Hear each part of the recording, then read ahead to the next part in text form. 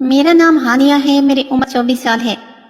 یہ آج سے 1 سال پہلے کی بات ہے جب میں نے ایک کمپنی میں جاب کے لیے اپلائی کیا تھا۔ کمپنی کو ایک خوبصورت جوان سیکرٹری کی تلاش تھی۔ مجھے گھر میں ایک لیٹر آیا کہ آپ کو انٹرویو کے لیے فلاں تاریخ کو بلایا گیا ہے۔ میں خوش ہو گئی اور انٹرویو کی تیاری کرنے لگی کہ مجھ سے کیا سوال پوچھے جا سکتے ہیں اور مجھے آگے سے کیا جواب دینے ہیں۔ پھر وہ دن بھی آ پہنچا جب مجھے انٹرویو کے لیے روانہ ہونا تھا اور میں گھر سے روانہ ہوئی۔ میرے دل میں تھوڑی گھبراہٹ بھی تھی کہ معلوم نہیں کیسا رہے گا انٹرویو۔ ٹیکسی کمپنی کے باہر کھڑی ہو گئی اور میں اس کی بلڈنگ دیکھ کر حیران رہ گئی۔ کافی بڑی کمپنی تھی، یہ دیکھ کر میں تھوڑا اور سہم گئی تھی۔ اتنی بڑی کمپنی مجھ جیسی لڑکی کو بھلا کیسے جاب ملے گی؟ پھر میں نے خود کو دوبارہ حوصلہ دیا اور بلڈنگ کے اندر داخل ہوئی اور یہ دیکھ کر دنگ رہ گئی۔ یہاں پر تو انٹرویو دینے والوں کی لائن لگی تھی۔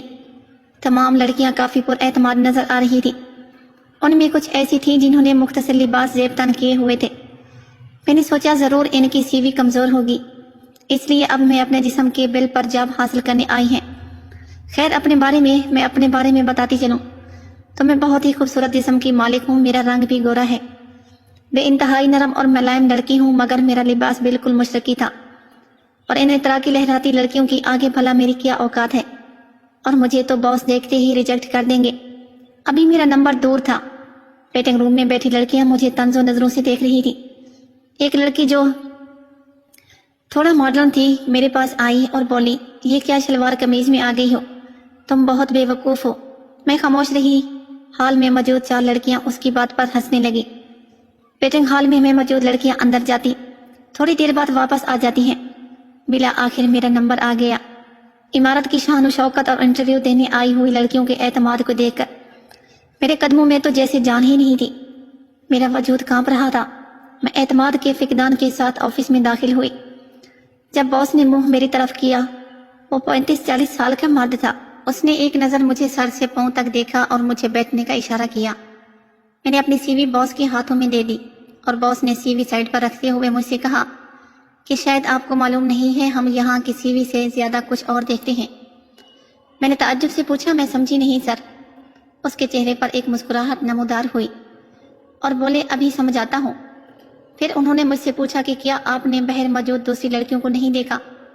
وہ کس طرح کے گیٹ اپ میں آئی ہوئی تھی؟ میں نے کہا، جی ہاں دیکھا تو، مگر ویسا لباس میں نہیں پہن سکتی۔ اس پر انہوں نے پوچھا، کیوں نہیں پہن سکتی؟ کیا آپ خوبصورت نہیں ہیں؟ میں نے پوچھا، کیا مطلب سر؟ ایک تو آپ مطلب پوچھتی ہیں۔ باس نے عجیب ناگوار مسکراہٹ کے ساتھ یہ جملہ ادا کیا، آپ کو اس جاب کی ضرورت ہے؟ انہوں نے مجھ سے پوچھا۔ میں نے کہا، سر میں جاب کرنا چاہتی ہوں کہ اپنے گھر والوں کا سہارا بن سکوں۔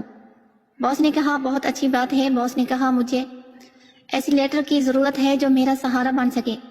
آپ کو تو معلوم ہی ہے، ہمارا سارا دن اسی آفس کی کرسی پر بوریت سے گزرتا ہے۔ کوئی تو ایسا ہونا چاہیے جس کے ساتھ ہم اپنا دل بہلا سکیں۔ آپ سمجھ رہی ہیں میں کیا کہہ رہا ہوں؟ میں جواب دینا چاہا مگر آواز میرے الحلق میں پھنس گئی۔ میرا گلا خشک ہو گیا۔ اب میں نے اسے پانی دیا اور کہا، مجھے آپ کی معصومیت بہت پسند آئی، آپ خوبصورت ہیں۔ پھر باس نے کہا، میرے ساتھ بیٹھ جاؤ۔ میں اٹھی اور باس کی کرسی کے پاس چلی گئی۔ اس نے اپنے سامنے والے ٹیبل پر مجھے بیٹھنے کو کہا۔ اب باس بالکل میرے سامنے تھے، مجھے سر سے لے کر پاؤں تک بڑے غور سے دیکھ رہی تھے۔ ان کے چہرے کی رنگت اڑنے لگی۔ پھر وہ بولے، بس تمہاری نوکری پکڑی، مگر اس کے لیے تمہیں وہ سب کچھ کرنا ہوگا۔ میں جو چاہوں گا بولو، منظور ہے؟ میں نے دوبارہ دہرایا، کیا مطلب ہے؟ سر نے میرا ہاتھ پکڑ کر زور سے اپنی طرف کھینچا۔ میں ان کے اوپر آ گئی اور باس نے میرے جسم کے ساتھ چھیڑ چھاڑ شروع کر دی۔ میں نے کہا، یہ کیا کر رہے ہیں؟ باس نے کہا، اپنا ایک ہاتھ میرے منہ پر رکھ دیا، دوسرے ہاتھ سے مجھے زور سے اپنے باہوں میں بھر لیا۔ پھر انہوں نے مجھے تھوڑا سا پیچھے کیا، اپنے دونوں ہاتھوں سے میرے چہرے کو تھاما۔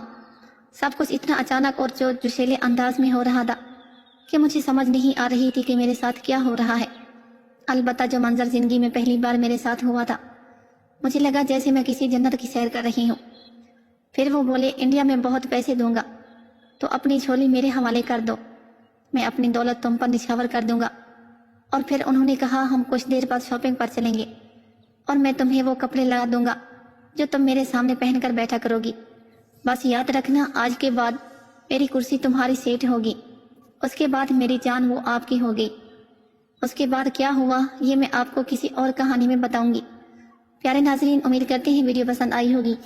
مزید اس طرح کی ویڈیوز دیکھنے کے لیے ہمارے اس چینل کو سبسکرائب ضرور